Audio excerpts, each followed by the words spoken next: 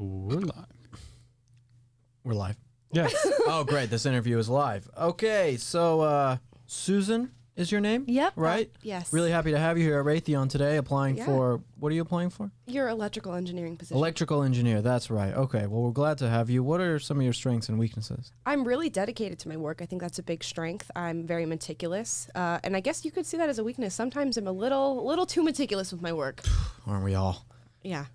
What do you think, you being black is a big deal for us here at Raytheon? I'm sure that, to become an electrical engineer and be here in this job interview, it's a tough job.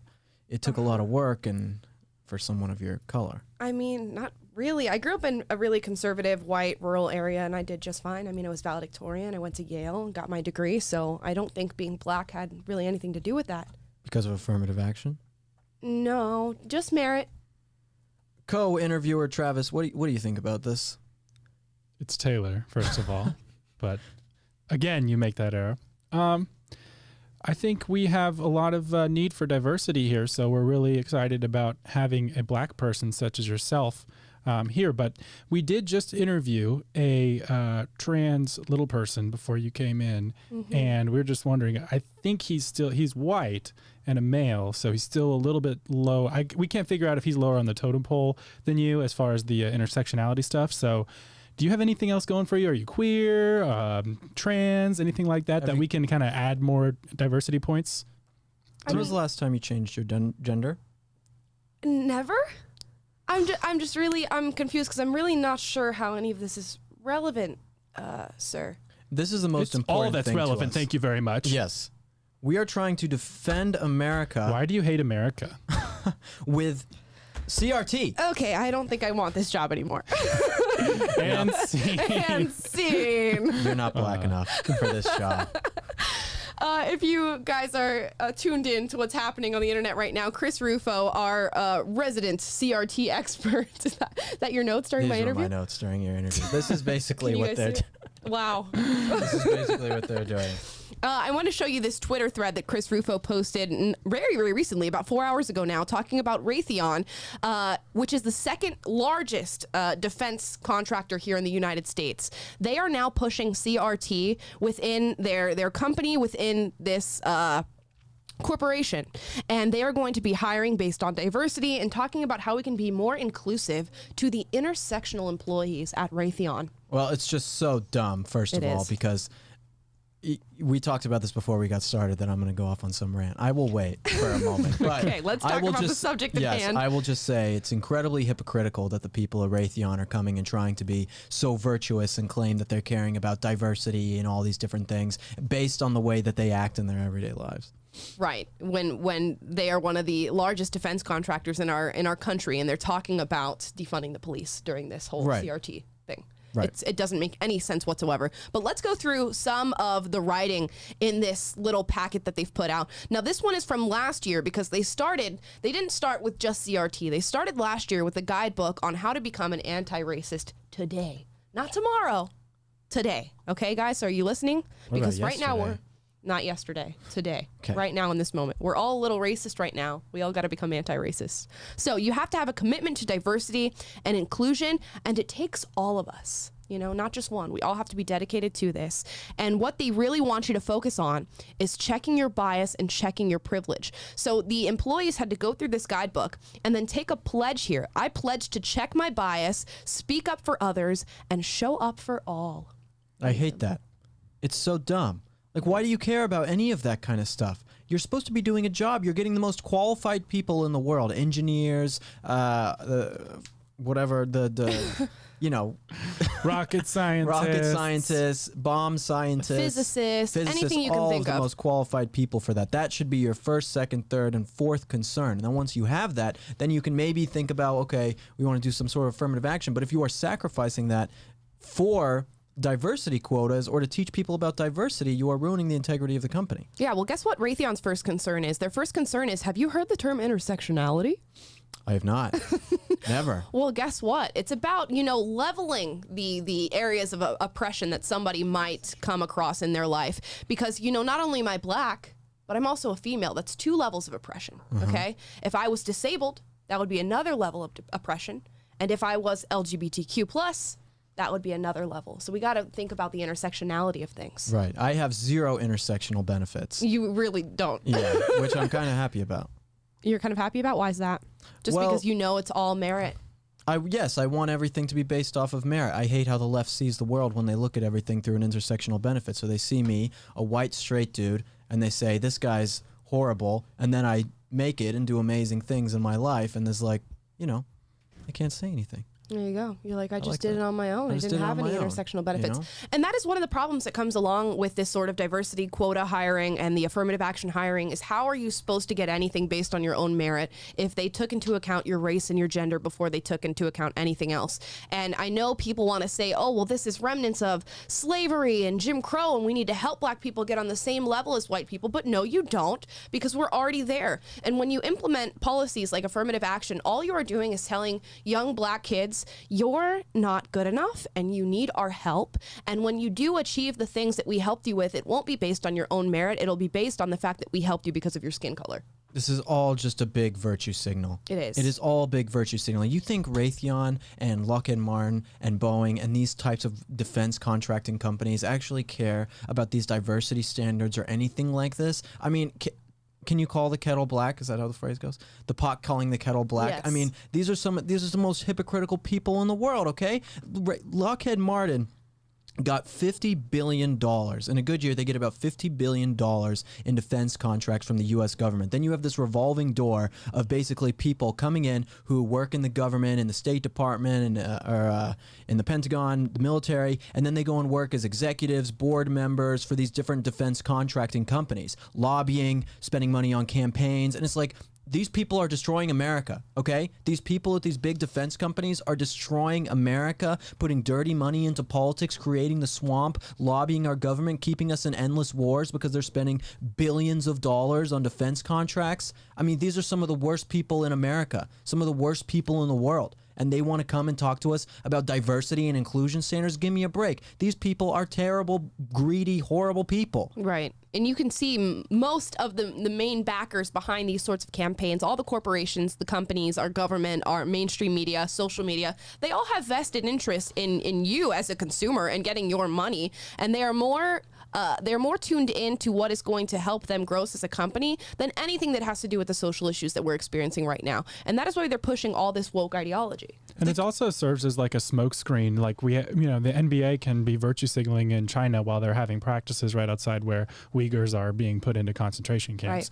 Right. So as long as you can like virtue signal and get everyone to pat you on the back for being woke as a company, you can be doing whatever else under the surface that's terrible things. And that's like a lot of governments right now, like in California and even at the federal level, we're seeing the same thing. Like we're seeing a lot of pandering to woke people and the media is patting them on the back. And then meanwhile, all these like radical legislation and terrible ideas are being passed and put into law. And it's all just a distraction. The reason why we have all these endless wars that we always talk about, these war hawk politicians who are warmongers and keep us there, is because of these big defense firms who are lobbying and giving politicians money, millions and millions of dollars. They're spending millions and millions of dollars every single year on lobbying our politicians and using their millions of dollars for campaigns for these politicians to keep us in endless wars so that they can continue to make money. Yes, right. The military-industrial complex, I know conservatives is taboo for a lot of people. It is true. It is true. Look into it. It takes the smallest amount of research to know this is true. This has nothing to do with, the men and women serving in the military and how amazing they are, the best people in the entire world serving in our military. But looking at the top people in the military, look at these woke generals now coming out. What is the military nowadays? What is the military? What does it actually stand for? It stands for wokeness. These defense contractors stand for wokeness. What is our country turning into? Will's showing his white rage right now. I just don't like being taken advantage of. And I don't like people coming in and telling us. It is always the people who come and tell you that they are the most virtuous, that they are doing the most to help people, that have the most to hide, right? I don't think that us at PragerU are coming out every day and saying we are better than you. We are virtuous. We are pushing this because we are better than you. We are trying to give you guys an alternative way of life that we think can actually bring value to your life. Not that we think we are better than you, but you have these people coming out and saying we want you to be anti-racist because we're so anti-racist. We want you to be virtuous because we're so virtuous and care about the poor and care about the lower classes and minorities and all this stuff. Why do they do that? To cover up their own ailments and the evil things that they do. That is what they do. Look past the charade and figure out who is actually in control and why they're doing what they do. And that's why we talk about not only just the day-to-day social issues that are happening, but the bigger things that are underneath them and sort of being veiled by the social political problems that we talk about every single day. Because companies like Raytheon, companies like Lockheed Martin are entering this social space and putting out campaigns for CRT and gender theory, but it is a lot of that is just to hide what they're doing behind the scenes, so that you're looking at their company and talking about it through this vein rather than what they're actually doing here in this nation. But I wanted to share one more slide from their guidelines book on this CRT campaign that they're running. And it's what you can and cannot say to Black colleagues. So listen up, Taylor and Will, because you better not ever say these things to me ever again. I say a lot of things that would probably be deemed as, they're probably on this list. Well, if you say them, you're fired. Number 1 is, I'm scared to say the wrong thing to you. You can't say that to me anymore. Well, I'm never scared to say the wrong thing to you. I'm scared that you're going to say something horrible to me. What you have to say instead is, I'm having conversations about racism with my non-Black family and friends, even though I'm afraid. Wait, what? Even though you're afraid. That's what you're supposed to say. I'm not afraid. Well, that's what you're supposed to say. So you're supposed to be afraid? Yeah. It's supposed to be an uncomfortable conversation for you as a white man. Okay, great. Okay. Do you understand, Taylor? Yeah, Will should never be comfortable in his own skin. Well, I'm not, Taylor. I'm getting fat. Yeah, that's why he's trying to lose weight. Anyways. Here's one more that I'll share from the graph here. What you cannot say is, I can't wait for things to calm down and get back to normal. This says that your comfort is more important than the message of anti-racism. That is the stupidest thing I've ever heard. Oh my gosh. That is what I've never heard. That's one of the stupidest things. Like, how backwards is this whole value system? Is like, you have to weigh your emotional state against the mission of anti-racism. It's like your whole life must be filtered through the value of what you're thinking about and what you're doing is all filtered through, is it being anti-racist? And if it's not, then you're a bad person and you're on the outs. But this is how leftism works. Leftism works as a collective. It works as saying we need to put the betterment of society above the betterment of the individual. So this individual person saying, I feel uncomfortable because people are rioting in my streets right now. Oh no, you're not doing enough for the good of the society. You're not doing enough for the good of the people. Why is it so much more virtuous to do things for the good of the people and the good of society, and not just for the good of the individual? Well, and conservatives, to take that a step further too, conservatives believe that a good society is made of good individuals, and so you have to start a step back and make people have good values and teach them to take responsibility for themselves and not to, take whatever the government will allow them to. Which, when you have cities making laws where it's like super easy to go steal $950 worth of things, as we'll see in a minute, and not face any legal penalties, like by constantly lowering the bar of acceptable behavior, you're creating a whole backward situation. Right. Yeah, and it's this weird thing on the left where they need to find somebody who's more oppressed than you are. There's always somebody who's more oppressed. And do you realize that if you're always searching for the most oppressed person or the most harmed person or the most impoverished person in the world, you will only be helping one person. There's always going to be someone that's worse than you, and you can track that line all the way down till you find the person with the worst life in the world. And you can dedicate your time to doing that, or you can dedicate your time to teaching individual people values and having them change their own lives. That is what's ultimately going to change a society. So now, instead of saying, I can't wait for things to calm down and get back to normal, you guys are supposed to say, I realize my discomfort is a fraction of what you're feeling. I don't know. I'm pretty uncomfortable right now. I don't know how you're feeling, but isn't that their goal? I think their goal is to make white people uncomfortable, so you guys stop talking. Yes. I think that is definitely the goal. It's very obvious and it's very clear in all of the writings and all the guidebooks that we've seen and everything that we've been covering on this show. It's an effort to dehumanize white people, to get white people to be silenced, and for them to usurp whatever power they perceive that you have. Right. So it's a very, very unfortunate thing. Well, Taylor and I will just leave the stream to you then, Amala. Yeah. Why don't you take it from here? I will be talking about all the stories from now on, and you will never see the camera switch. But good kudos, to Chris Rufo for constantly being on top of these stories and exposing them. And that leads us into the next thing that I want to show you is that Chris Rufo did a video with us here at PragerU, not to talk about CRT, which is his main line of expertise, but to talk about homelessness, another issue that he knows a lot about and that we know a lot about living here in Los Angeles. So I'm going to tee that up for you, and we can watch Chris Rufo talk about it. What do we do about the homeless? This is one of the most vexing public policy problems we face. If you live in a big city, especially on the West Coast, you literally face it every day. And every day it seems to get worse. Why? Let's start with a couple facts. First, the word itself is misleading. Homelessness is not primarily a housing problem, it's a human problem. The primary drivers of homelessness are drug addiction and mental illness. According to data from UCLA's California Policy Lab, approximately 3/4 of people living in cars, tents, and on the streets suffer from serious mental illness, drug addiction, or both. Video. Very, very interesting video. I would urge you guys to go and check out the rest of it. It is on our site at prageru.com. Just click watch and then go to 5-minute videos. It's our most recent upload. Yeah. One of the main things that we'll get into this video, or the video gets into if you guys continue to watch it, is how the government can work with nonprofits to create a sustainable future for homeless individuals in our country. That's a big deal.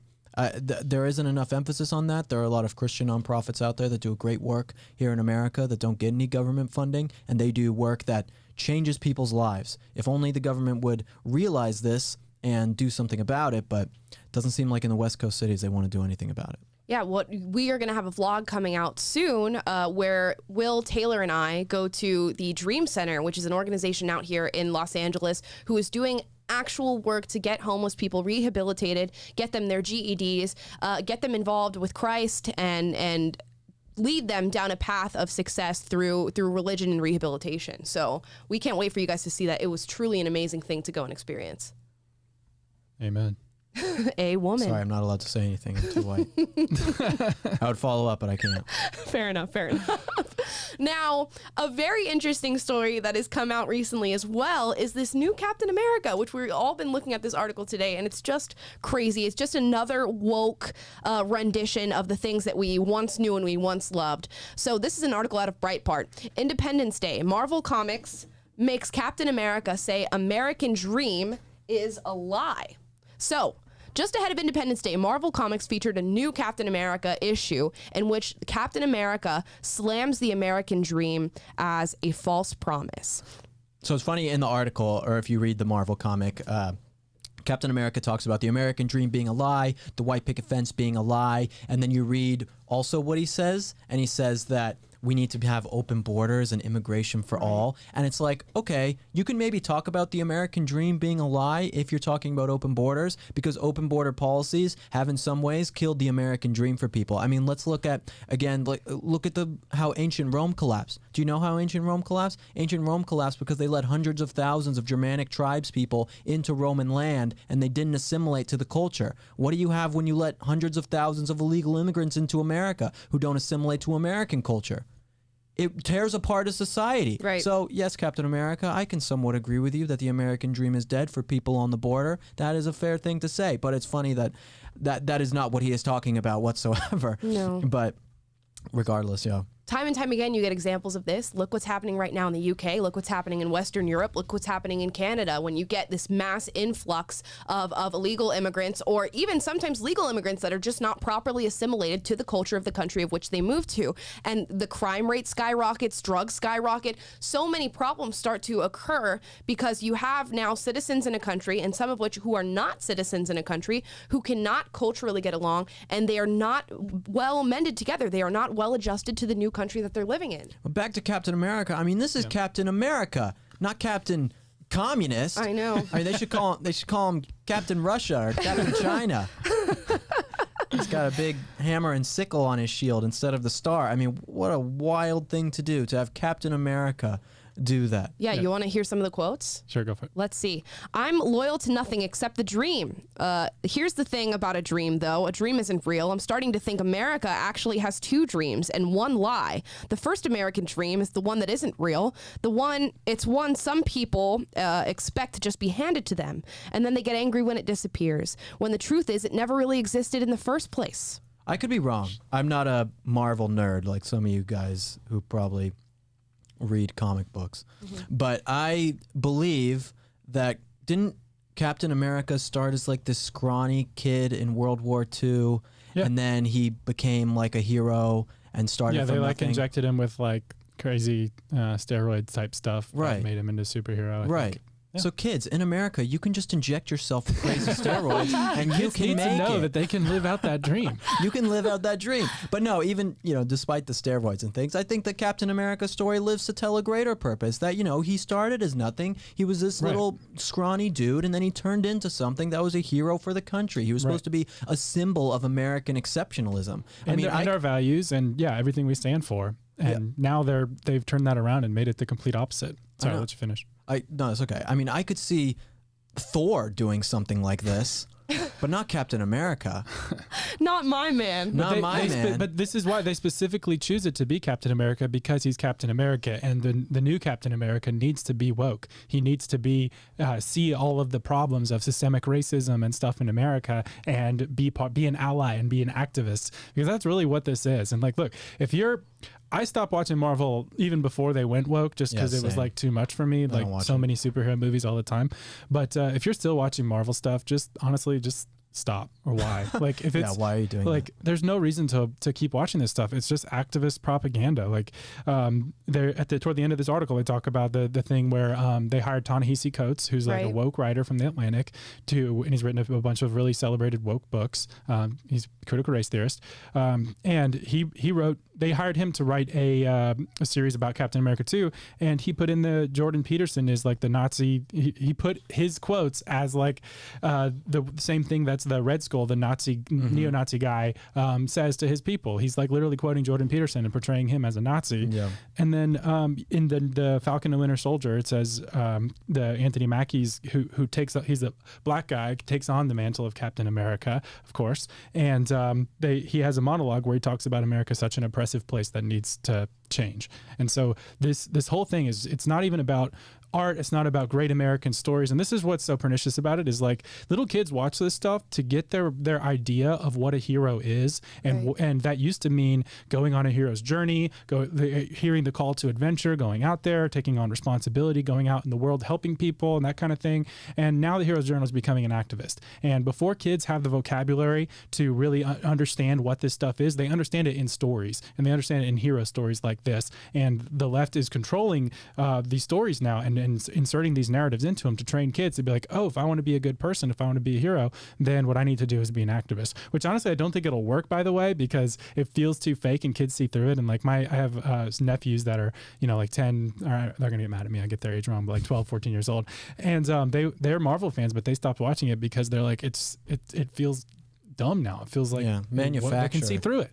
But I think it is about art. I think it is about art when you go down to it, because comic books are a form of art in a sense, where even though there's words and things in it, it's still art. And I mean, art back in the day used to be something you go back and look at Greco art, you look at Romantic art, you look at all this stuff, and you see people are portrayed in ways that make the person look like a hero, make the person look beautiful. Even if they're in a place of suffering, they are still trying to do something to overcome fear or overcome a struggle. And now art, in so many of its forms nowadays in America, disfigure humans. They want to turn humanity away. They don't want people to actually think people are brave and have this humanity about them. And I think that's what we're seeing in so many forms of art, that when it leaks into even the comic book genre, it's not shocking to anyone. So yeah, I don't like it. Yeah.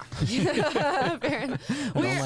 We're witnessing the death of American entertainment. We're witnessing the death of American art. And it's no wonder all of these, I'm going to use a leftist word here, intersectional, all these problems become intersectional because you destroy entertainment, you destroy art, you destroy the things that make a society great and make a society fun. It's no wonder we have this huge generation of kids growing up right now who are just depressed beyond belief and talking about anxiety and all these mental health issues, because that is what we're seeing now. Can I do a hot take?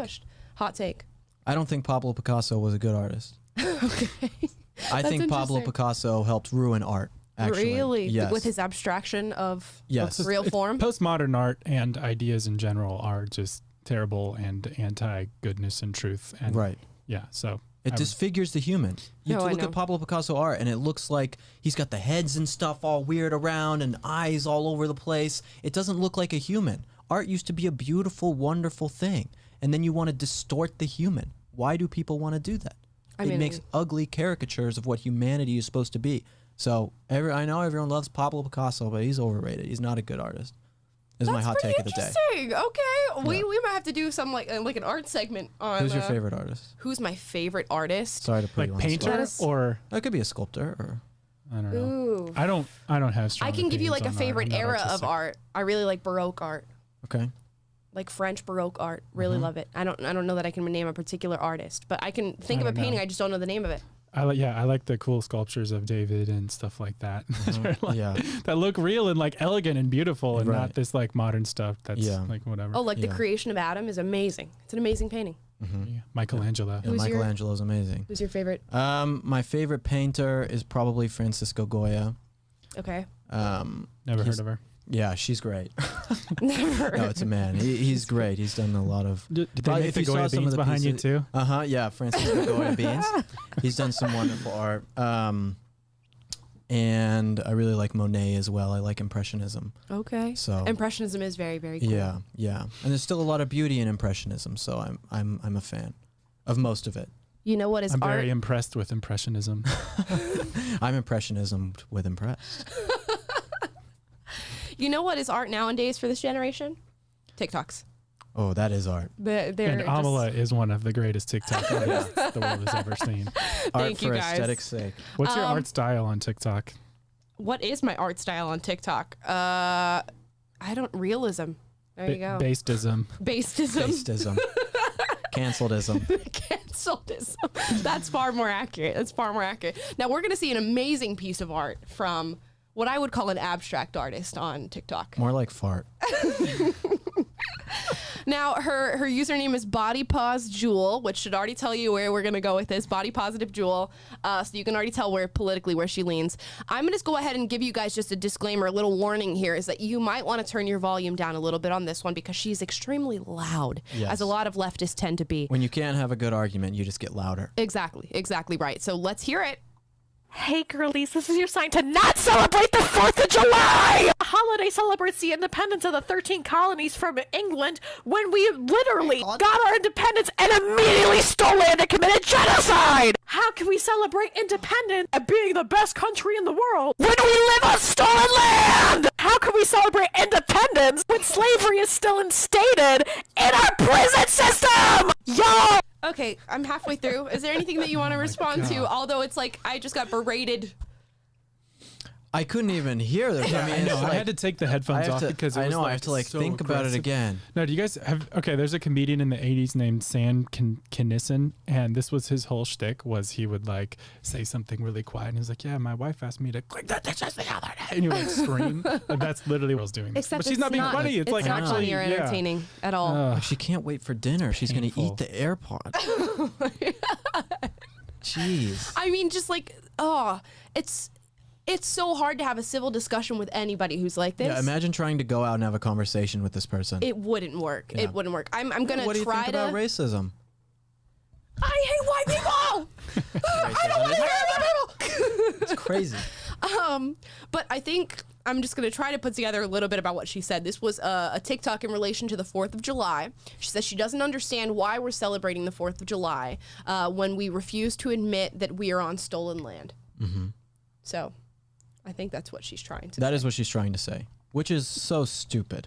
You know, I saw this funny tweet the other day. I wish I could find it, but this woke activist who happens to be of Native American descent on Twitter posted something similar, like an anti-4th of July message. I forget what the specifics were, but it was basically like the whole stolen land argument. And someone in the replies like responded to him calling out America for stealing land and saying we shouldn't celebrate 4th of July because of that, by pointing out that his tribe, like in the 1800s, stole the land from two other tribes and killed all of them. Right. Exactly, dude. These people have been fighting for generations, okay? We fought a war, and the Native Americans lost, okay? Right. That is what happened. And also, the number one question to ask, is America worth it? Was America worth it? Even if we did horrible things and things our ancestors of generation did bad things, was it worth it to have America? I think most people in the world would say yes. America is the greatest country to ever exist, the greatest empire to ever exist. I think that America was worth it. And Dennis Prager asked Howard Zinn that same question in an interview that he did before Howard Zinn died, when asking him about People's History of America. Mm-hmm.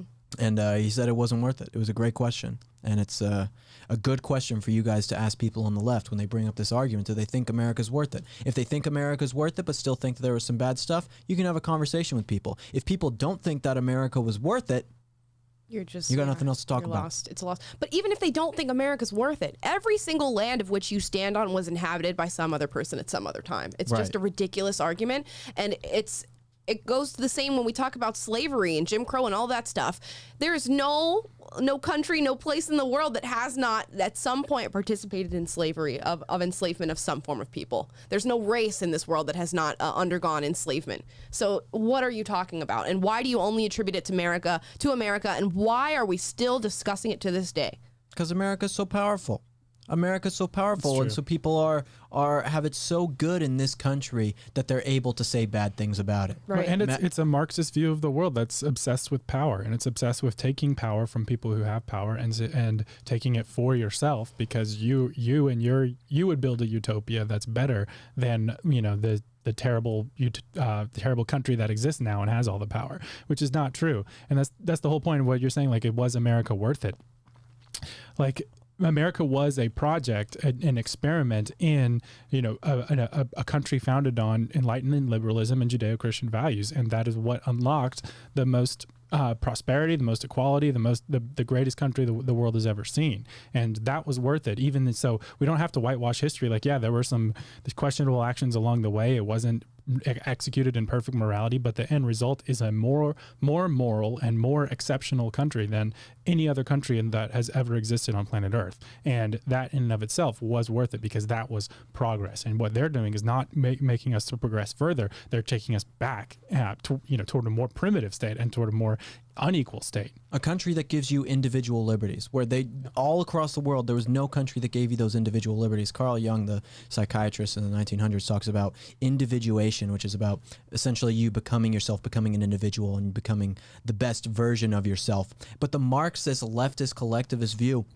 wants you to think like everyone else. What does the herd do? The herd comes together and they say the people who are better than us are worse off because they are better than us. They say they are worse people, and they're doing this with America. They say America is a horrible place because the values that America represents are better values than the ones that they represent. Do you understand this? It is an envious, jealous, collective mentality of these leftists when they come on and say America is a horrible place.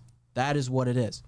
And they will come for you. They will come for you, because so long as you are living by upstanding conservative values and you have a successful, happy life, they will not like you because they inherently are unhappy and unsuccessful in their lives. And it's funny that once they do get a little ounce of a success from our American system, they sort of step out of the movement. Look at Patrice Cullors, who got, $4 million worth of real estate here in the United States, and then decided to step down from BLM and just step out of the movement. 4 houses later. Yeah, 4 houses later. Man, if I got 4 houses working at PragerU, I'd quit.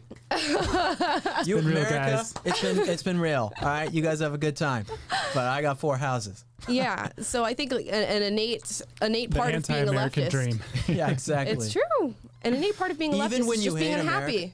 That's how good America is. Even when you hate America, you're still living the dream. You can talk about hating America and still make it. Yep. You can hate America and still make it and get tons of money. Which is exactly what she did. Now, this very stable young lady that we've been watching, Body Pause Jewel, is going to tell us how we should be spending our Independence Day from here on out. Let's finish this up, if we can, without going deaf. This is not the greatest country on the earth unless you're talking about bad healthcare, COVID deaths, and mass incarceration! And please, if you actually have money to spend on the 4th of July, instead of buying that fucking American flag shirt, maybe think of doing something else, like donating to help natives, signing fucking petitions, stop doing performative activism. Okay, you posted a black square, great. What are you doing to actively help the black communities in our country? There's a lot more we could be fucking doing. So use that fucking day off for the 4th of July and do some good. Oh my gosh. Okay. Oh, there's the activism. There's if you can't win an argument, just curse and yell loudly. Yes, that's what we all should be doing. I've seen it at the marches. I think another hot take of the day. You ready? Mm-hmm. Public school should be disbanded. Public school should be abolished. At the very least, change it to school choice. Abolished. At the very least. Abolished. That's an interesting take. It should be abolished. I don't know if I fully... Do you know how public school was invented? No, explain. In the 1870s, Prussia essentially came up with this factory school model to breed citizens, young people, that would be subservient to their government. Okay. By 1900, pretty much every single state in America had it. Every single country in Europe had this factory education system. Even the people, you go back and look at like, what's his name? Ed Callahan, I think was his name. I could be wrong. Anyway, these are some of the founders of American education. What they knew and what they said, you can look at their quotes, is that the education system was made to create orderly and subservient individuals. So that is what the state-ran public education system does. That is, you don't learn anything. You go to school. All of the greatest minds in the world do not go to school. I mean, the most amazing people, Albert Einstein, among many others, Will Wade, who dropped out of college, just to name one. But the public school system needs to be at least totally reformed to be a more educational system where people are allowed to be creative and innovative, and it's not so standardized and it changed, or if not, just abolished. You have a very Orwellian view of education. Sure, I can see where somebody would stand there. I, for one, am on the side of school choice, which is a complete and utter destruction and reform of our public school systems. And I hope that we see that happen within the next few decades. The teachers union is too strong. I don't see it happening anytime soon. The teachers union makes too much money.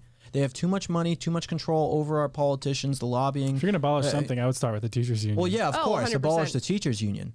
But I think that the institution of public schools have always been something that is, you're breeding obedient children. I mean, the second largest teachers union in America today just implemented, which is another thing that Chris Rufo exposed, just implemented CRT across all of their local school districts, which is at the number of 14,000 here in America, will now be accepting CRT. They've even proposed a campaign within this, again, the second largest teachers union here in America, to make October 14th, George Floyd's birthday, a day of action within public school systems in America. What we need to see in this country is a great exodus, a great schism between parents, educators, and children who do not support these values, exiting out of the public school system and refusing to support what they do. And in that, what we will find... public school. I mean, it's your government funded. It's taxpayer funded. How do you not support it? You don't have a choice. But parents are represented and can go to school board meetings and can elect different school board members. Yes, that is true. To make reform and changes. And I think that we're seeing, it used to be one of those videos would go viral and then everyone would like celebrate it for their next week. But now these are happening so often that it's like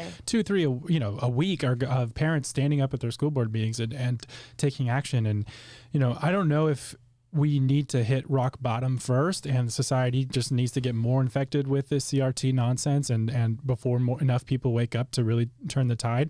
But I think parents are starting to take back schools, at least in several red states, and that is an encouraging thought. And I think if there is near-term action to that can make a difference, that's what it is. Because I don't know how realistic it is to say we should abolish all public education just because single parents rely on that, poor families rely on that, and it needs, I agree with the sentiment that it is so overrun with this ideology and it's so corrupt by the unions and all this other stuff that needs to be overcome. But I think the number one reason it is that way is because too many people feel helpless and too many people think, oh, this is just so entrenched, what can little of me do? But we're seeing as a lot of these parents are standing up and speaking out and getting engaged and taking responsibility for their child's education, which is what they should be doing and what we preach here at PragerU, we're seeing the tide start to turn a little bit. And I think too many Americans are just used to culture just happening and passing them by, and us just kind of taking a back seat, and conservatives just being able to say like,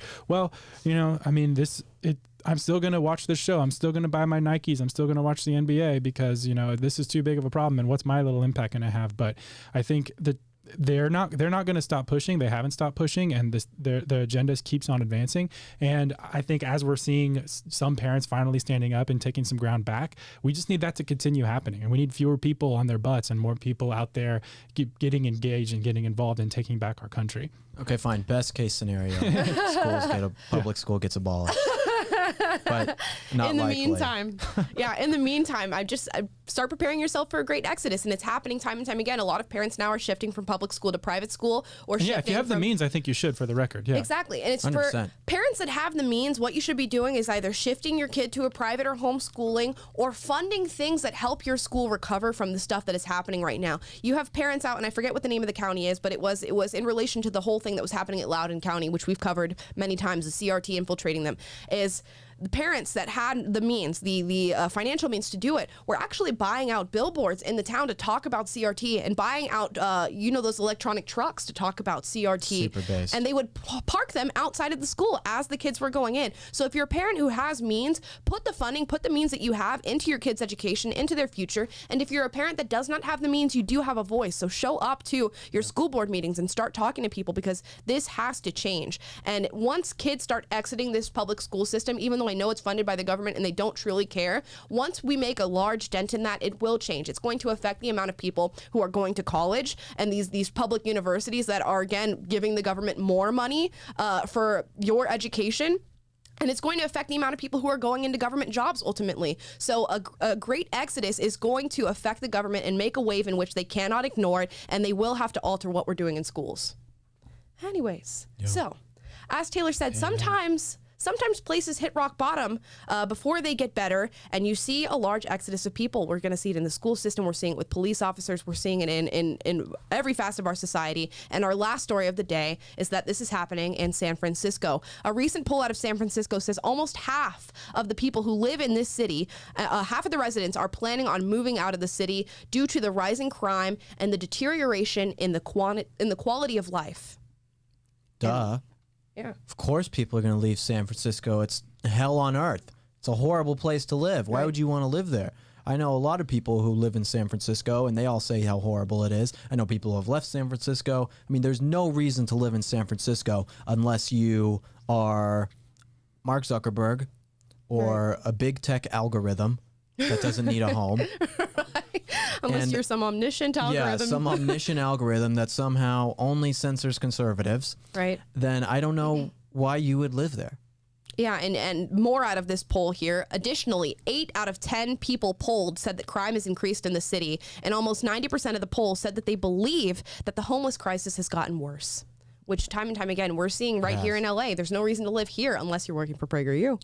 I think LA and San Francisco are different in that respect, where I think LA has more opportunities for things and a lot more going for it culturally than I think San Francisco does. And better weather. And better weather, But right. we're So, looking pretty much the same when it comes to the social issues that are happening. I understand, but I think LA is a more winnable, It has more redeeming factors? More redeeming factors. It's a more winnable fight, and I think it's a more important fight to take Los Angeles than it is to take San Francisco. But it's just an unfortunate thing to have a city that was once so beautiful and so well adjusted and well rounded and great to live, and just have it deteriorate right in front of your eyes. Wokeism kills. Right. Destroys. Leftism just destroys. I saw a funny tweet in response to this article yesterday that was like, it's the epitome of privilege to vote for policies that destroy your city in this way and then just be like, oh, I'm going to leave now. It's like, she's just leaving the aftermath. The aftermath is crap on the streets, crazy high rent prices, there's rampant crime. It's like, oh, well, I guess those ideas that I voted for didn't work, so now I'm just going to skip on to Texas. And it's like going to a party, throwing up in the house, getting all drunk, and then just leaving. Right. And saying, oh, I'm going to go to the next party. That's exactly like, what this party sucks. Yeah, There's drunk people throwing up here, and then you go to the next one. And you're the one who threw up, and you're blaming it on someone else. That's exactly how it is. That is a very good analogy. It's crazy that like some of the smartest engineers and highest IQ people in the world flock to San Francisco in droves, and you know, because they vote for terrible policies and because they don't hold their leaders accountable, and they're more concerned about virtue signaling with their vote than they are with actually creating a city that's livable. This is what it ends up with. And my concern is that what we're seeing in San Francisco and Portland and cities like, and even LA, is a microcosm of the future of what we're going to see nationwide if enough people don't realize how terrible this is. And like, that's what I'm talking about with the rock bottom thing. Like nationally, it sucks, but like an old pastor of mine used to say, the only way character changes is with pain. And I wonder how. That is amazing. Yeah, right? That is so good. Yeah.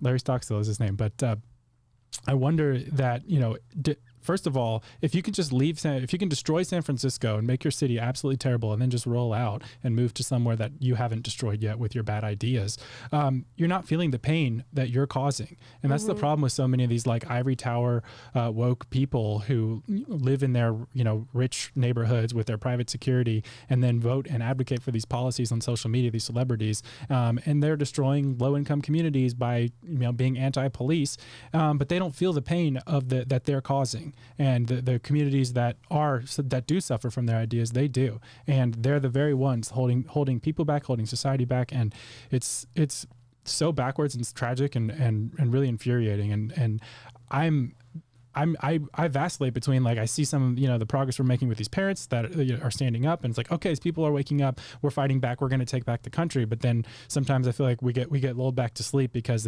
we're not feeling the acute pain in certain areas. We're just kind of retreating from it. And, I don't know that we'll have the nationally the fiber to really create the change that's needed and keep it short of feeling that pain. So I don't know. I really like that quote about the change. You can only have change through pain. It makes me think of character. You read Brave New World, Aldous Huxley, and it's like you have the state in Brave New World where essentially everyone gets things that you're surrounded with no pain. Everything is pleasure. You get this soma drug from the government. You have sexual promiscuity, all these things going on, and pain and discomfort are things that you never have to experience within this utopian world, right? And it's like the only way to have a better society or to become a better man is to go through pain, to go through suffering. The best men in the world put suffering at the forefront of their lives to create something meaningful. And what was America founded on? It was like, pilgrims leaving, being persecuted. That was painful. It was people who were being under the thumb of the tyrant King George. That was painful. And we cherish freedom because we suffered in the lack of it. And the people who are living today have never felt a lack of freedom other than the ones they vote for and impose on themselves. But they're not feeling that either because they're imposing it on poor communities and stuff like that. And we're just sitting here in our privilege. And then meanwhile, beneath the surface, other countries around the world are rising up and we're falling further and further behind because we're concerned about dumb imaginary suffering and alleviating imaginary suffering through this fake oppression stuff instead of actually cherishing our hard-fought freedom. And that is so backwards. Right. As much as it sucks to feel pain, it's a powerful thing to know how much suffering you can withstand as a person. And it's something that we all go through and something that we should all go through. And the leftists are on this massive campaign to just make the world devoid of any pain, of any offense, of any bullying, of anything. And when you live a life that's so blissful and you have no challenge, you're not living anything. You don't know happiness until you know suffering. And yet we are trying to strip the world of that somehow. And they're doing it in the most backwards, horrible way you could possibly do it. And it's having real world effects. That's what they're trying to do in San Francisco. And you'll have cities like this, and they'll put out reports that say, oh, well, crime is going down in our city. And that's not the case at all. All you're doing is decriminalizing the actions of which we once called crimes. And that's happening with shoplifting now. And I'm going to show you this video. This is a Neiman Marcus out in San Francisco, a very expensive store. And guess what's happening? Let's take a look.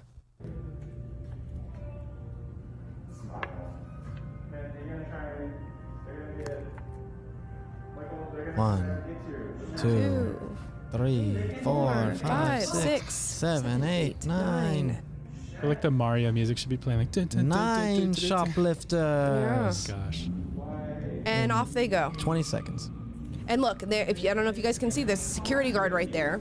He's filming it on his iPhone because that's all that he can do. It's decriminalized. They can just walk in, steal as many things as they want, and run out. I'm sure they just boosted enough of that store to put it out for weeks.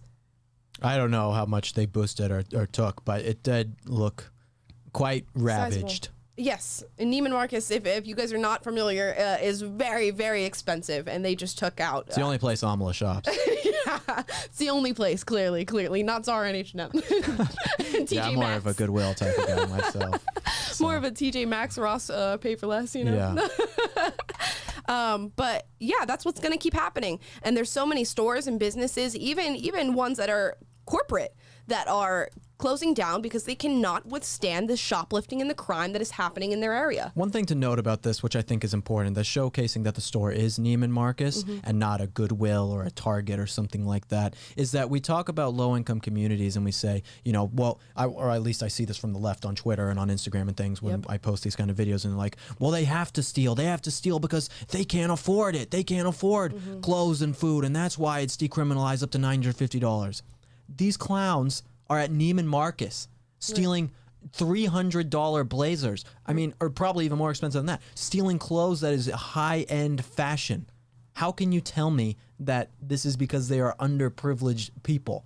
I mean, this is they are doing it because they can. Right. They say all crime is born out of necessity. Clearly it's not. Yeah. Clearly crime is born out of the fact that you decriminalized an action and you told, hey, everybody, it's okay. You can do whatever you want. Just go rampant, run crazy through the city. And guess what? That's what people do. Yeah. People do what you allow them to do. So for the people out there who are like, I'm not a law and order conservative, or I'm not a law and order person in this country, I think the law is corrupt. This is what happens. Well, if you're not a law and order conservative, I don't know if you're really a conservative. I mean, I agree. You guys, that shoplifting is just reparations. They are owed those Louis Vuitton purses and yes. Gucci watches. That is a very good argument. No, there was really like a BLM activist. We took the clip last year during the riots that was out there giving a speech. It's like, if somebody wants to loot a Gucci or Nikes, that's reparations. And they like gave this whole speech on it. And so that's literally the mentality of some of these people, is like, I'm owed this, which speaks to like the culture of entitlement and victimhood that we've created. I mean, look at Target that got looted and burned last year through the summer of BLM riots. And then when their store was rebuilt, they put up a big mural celebrating BLM. You are not owed anyone else's labor, okay? No, you cannot take someone else's labor and claim that it is your own. That is not how the world works. Yeah, it's just an unfortunate thing. And that's our last story of the day. Guys, I'll say one thing. I'm going on Candace's show tonight. Well, not going on. I was on, and then it's being played tonight at 6 p.m. PST. It's 9 p.m. Eastern. So you can check it out on the Daily Wire. Make sure you watch me. And probably tomorrow when we have it, we'll watch some clips of me. Yes, we will. I think I did a Amla fine had job. a fun interview with Michael Knowles, and we forgot to play interview that. with Daily Wire. Yeah, we'll show some of that this week. Yeah. And Will did a drinking game with Michael Knowles. We'll show some of that when it comes out as well. I got blacked out. I don't even remember Candace's show. It's so crazy. He's not talking about Candace Owens' book either. No, I'm not. It's going to be amazing, guys. Make sure you check it out. And again, we will show clips throughout the week on the stream. So thank you guys for watching. If you want to get updated as to when we go live, which is a thing that we are still working on for you guys, text live to 41776. You will get updated when you get to see our bright and shining faces. Also, like, subscribe, turn on the notification bell, so hopefully you get notified when we go live, although many times that doesn't happen because YouTube does not like us. No. But we hope you enjoyed the stream, and we will be back tomorrow at 2:30 PST. Yeah, follow us on social media and pre-order my book, How to Win Friends and Influence Enemies, on Amazon. Just search Will Witt or How to Win Friends and Influence Enemies. Yeah, if you do nothing else, do that, guys. Yeah, please. Please buy it. Thanks, guys. Bye.